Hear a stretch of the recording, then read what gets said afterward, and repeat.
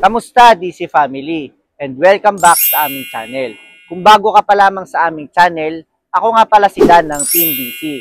At ang mga vlog namin ay tungkol sa product and car reviews, tutorial, travel, and finance. Pero ngayon ang i-vlog natin, ang #1 car choice in the Philippines. Ang laman ng kalsada ng Pilipinas, ang Toyota Vios 2025. Ipapakita ko sa inyo ngayon ang kanyang style, performance, and function. Pero bago tayo mag-start, gusto ko munang magpasalamat sa aming 15,000 subscribers. Dahil sa inyo, mas ginaganahan kaming magpatuloy at sobrang na-appreciate po namin kayo. Kaya ano pang hinihintay nyo? Kabit na ang inyong seatbelt at samahan nyo akong tingnan natin ang feature and benefits ng Toyota Vios 2025. Ang Toyota Vios 2025 ay may iba't ibang variant. Kung magkano ang bawat variant, ay ipapakita na lang namin sa screen ng video na ito. At ang i-feature naman natin ngayon ay ang Toyota Vios 1.3 XLE CVT. At ito naman ang mga available colors ng Toyota Vios 2025. Silver metallic, black, blackish red mica, grayish blue mica metallic, and super red. Narito naman ang dimension ng Toyota Vios 1.3 XLE CVT. Ito ay mayroong length na 4,425 mm, height na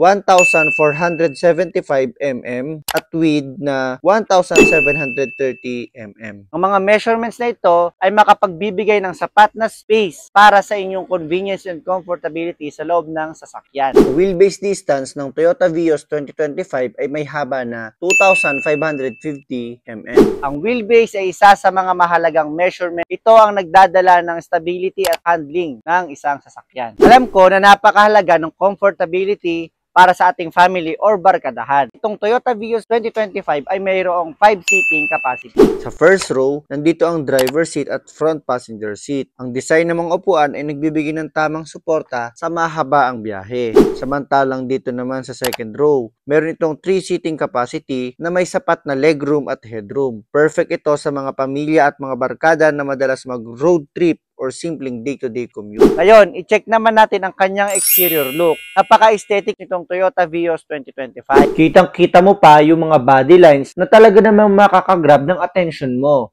Ang headlights nito ay nagbibigay ng contemporary vibes, habang ang wheels naman nito ay nagbibigay ng touch ng pagiging elegance tingnan. Naman ang kanyang hood. Meron itong smooth na contour na nagbibigay ng formal na looks nito. At ang kanyang mga wiper naman, ito ay naka-integrate yung design ng maayos sa kanyang windshield. Ngayon, tingnan naman natin ang side and rear exterior look nito. Meron itong tatlong klaseng door. Door for driver and passengers, a fuel filler door, and for cargo. Ito naman ang kanyang side mirror na makokontrol mo na din sa loob, which is mamaya ipapakita natin. Nandito naman ang kanyang signal light na ginagamit para makipag-communicate ka sa ibang driver. Kung ikaw ba ay kakanan or kakaliwa or pwede ka din namang mag-hazard.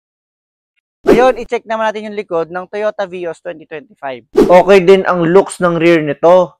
Meron itong eleganteng backlight and for additional guide sa pag-atras, meron ditong naka-backup na camera and sensors. Mga ka-DC, okay na tayo sa exterior mula sa kanyang variant, available colors, and looks. Ngayon, ipakita ko ulit sa inyo ang kabuuan or overall looks ng exterior ng Toyota Vios 2025.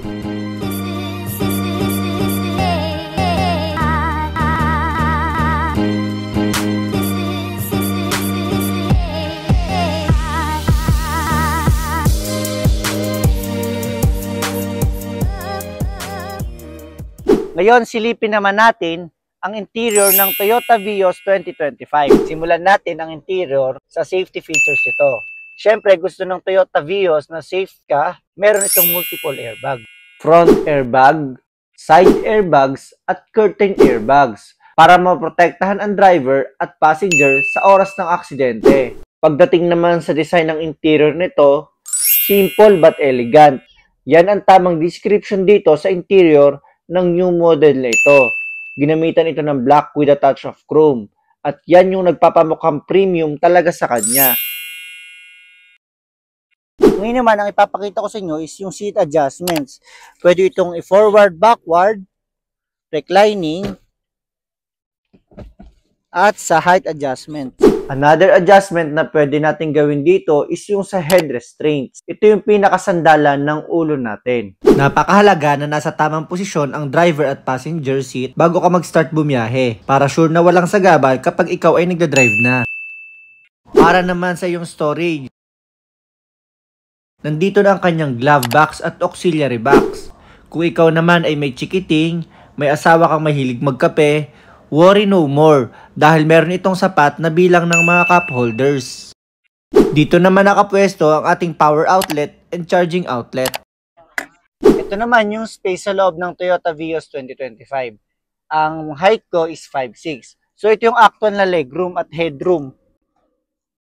Masasabi kong napakaluwag pa niya. Ngayon ipapakita ko sa inyo paano i-start itong Vios 2025. Para ma-start ito, tapakan mo lang yung brake, then pihitin mo itong susi pa clockwise, then mati-turn on na yung engine yan. Ito naman yung shift lever ng Toyota Vios. So alam naman natin ang function ng ganito. Ito yung ginagamit para makapagpalit tayo ng gear. P for parking, R for reverse, N for neutral, and D for drive.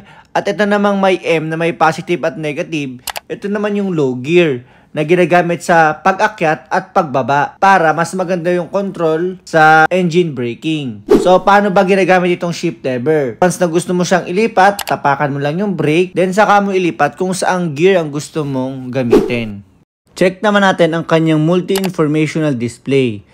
Tachometer measuring the engine speed, speedometer measuring the vehicle speed, engine coolant temperature gauge, ito naman yung mag-i-indicate ng temperature ng engine mo, warning indicator lights, basic lang naman, pag may problem, bago pa ito lumala, ipapaalam na yun sa'yo ng sasakyan mo.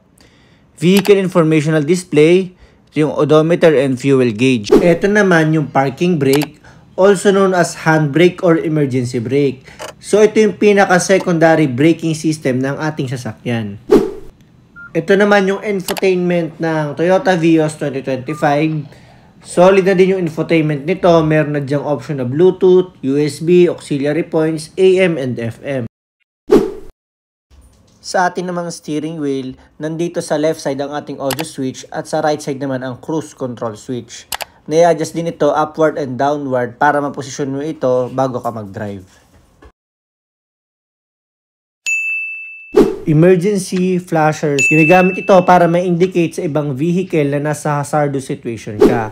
Makikita mo ito sa display, yung dalawang arrow na nagbiblink. Then sa exterior mo naman, nagbiblink yung mga lights mo.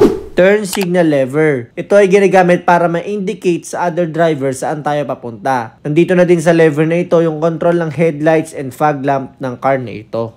Sa kabilang side naman, ang tinatawag na wiper and washer lever. Ang pinaka-benefits nito is maging visible sa driver yung road, lalo na pag naulan. Pull the lever para ma-activate yung washer. Ang sunod naman nating i-feature is yung air condition nito. Nandito yung temperature control, ito naman yung fan speed, at ito naman yung ventilation ng air conditioning system ng Toyota Vios 2025.